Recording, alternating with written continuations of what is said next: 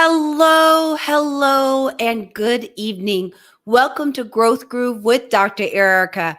And I'm trying out some new things, so I'm going to ask you when you finish or during it, just let me know. Do you like the sound? I'm trying this mic situation. I'm trying to be fancy and be official, so I have this little mic situation going on. So I'd love you to let me know how this actually sounds. So I'm super excited to be with you. And if I'm really honest about it, I had to get a little psyched up for today's show. We'll talk about it, but there's been a lot going on.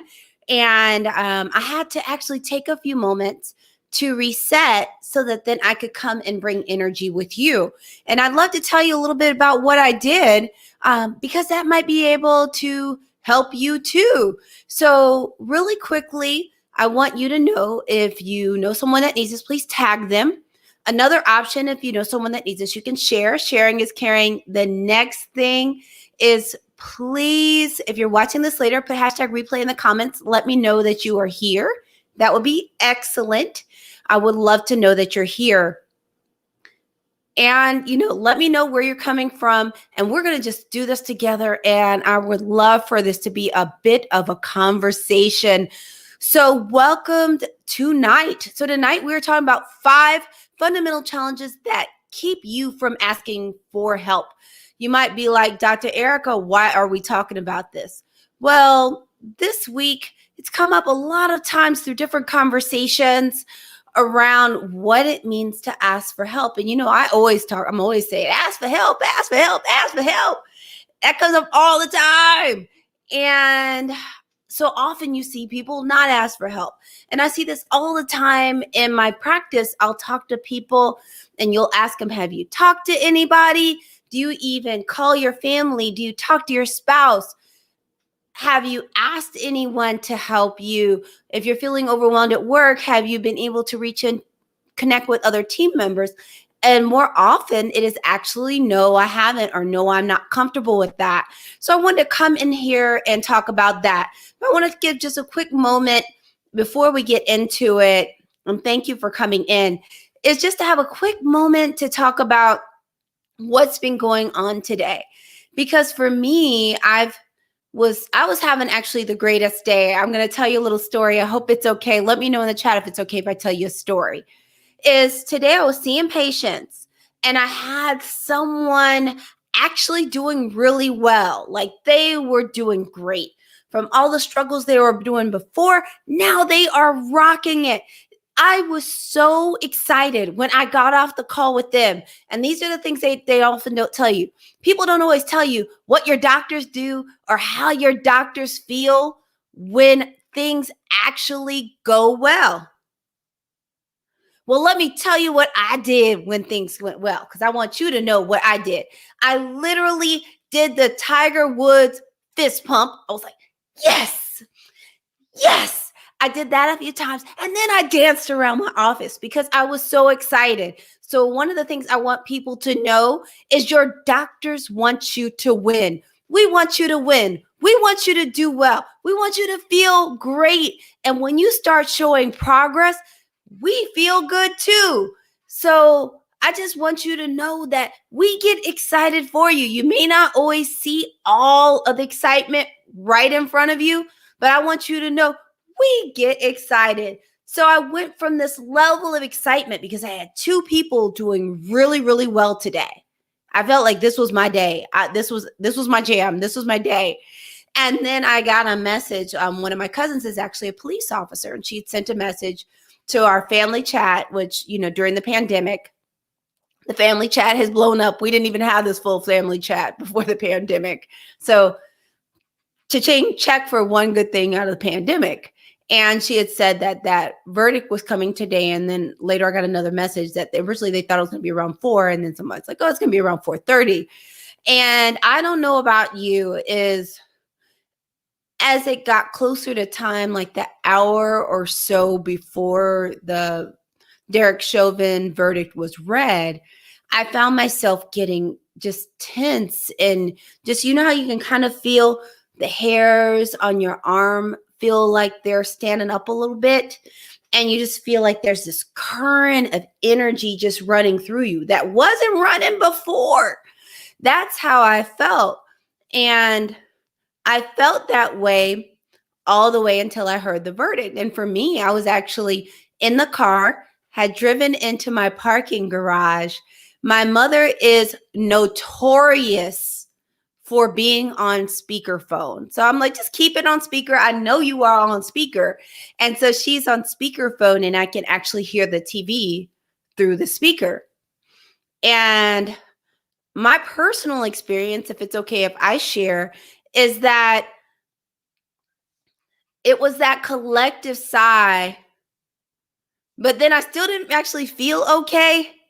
So I also want to tell people that it's okay if you don't feel okay after this, because the reality is for a lot of us, especially Black people, in this moment, I will speak for lots of Black folks, is that this guilty verdict, number one, is being Black meant holding your breath, being tense, that even though millions of people saw this man kill George Floyd, is knowing that there was still a good chance that he could be found not guilty, even though millions of people watched it. The next thing is that a lot of us are very aware that our Black skin does not seem any less threatening because Derek Chauvin was found guilty. We're very acutely aware that especially our Black men and our Black boys are in just as much danger when they leave the house today as they were yesterday. So I just want to send a little love out there for everyone that is still struggling or doesn't feel okay yet, because there are such huge things going on that you may not feel okay. This doesn't feel like full vindication. It doesn't bring anybody back to life, and it certainly doesn't actually provide justice for the many of people who were killed through police brutality or racist hate crimes. It's not going to bring any of them back. So I want to just send a little love. I know we spent probably more time than usual at the beginning, but I felt like it was worth it to do that today. So let's go ahead and actually get into the topic. So the topic today is we're talking about 5 fundamental challenges that keep you from asking for help, especially because there are all these myths out there that, you don't need help, or those folks aren't going to help you, or what will they think if you ask them for help, or hey, you're strong, you should be able to handle it. And today we're talking about all kinds of help. We're not just talking about asking for help because you feel overwhelmed or you need mental health help or you need a doctor because you're physically falling apart. I'm talking about all kinds of help, from just assistance at work with even a project or a task, to help around the house, to emotional support, all kinds of help, because ironically, it's the same set of challenges that seem to present themselves no matter what kind of help you are actually looking for. So let's go ahead and get into it. So number one, there we go. Familiarity of the struggle. That basically means that we're comfortable with that discomfort. It feels so comfortable that we're not even looking to get out of it, because it feels like this is all there is. This is how it has to be. The myth they told you is it has to be uncomfortable. It has to be hard. You have to be alone. So it's the familiarity of the struggle. The number two is people get afraid that asking for help will be held against them. This happens in so many ways. They'll think it's going to be held against them at work, at home, all kinds of places that people are going to hold it against you. And this happens especially a lot in mental health, that people feel like, you might not be able to get a job, or someone's going to report what you said to someone. Especially for professionals, they're going to report it to boards. I know one of the things we've also dealt with, a lot of families being afraid if they get help that then someone's going to report it to Child and Family Services, or if there are any kind of custody issues, that's immediately going to get reported out. So people are afraid that things are going to be held against them. Well, the next thing is that sometimes people are afraid that they just won't be respected or will be looked at differently. That if they ask for help, someone's going to think, oh, you just don't have it together, or you aren't really cool. You aren't really smart. Or just look at them in just such a different way that they feel defeated, as if asking for help didn't get them the help they actually needed. The next thing is sometimes people don't ask for help because they feel no one will actually help. They feel like either no one can help them because things just can't get better anyway, or this is the way it's supposed to be, or that no one will actually help if they ask someone for help or ask some help, that they're not actually going to get help. You know, one place this happens a lot, it actually happens in the medical system, where people may not tell their doctor things because they feel like no one's going to do anything. And it comes up a lot with health disparities, that there are lots of times people feel like no one's going to help them.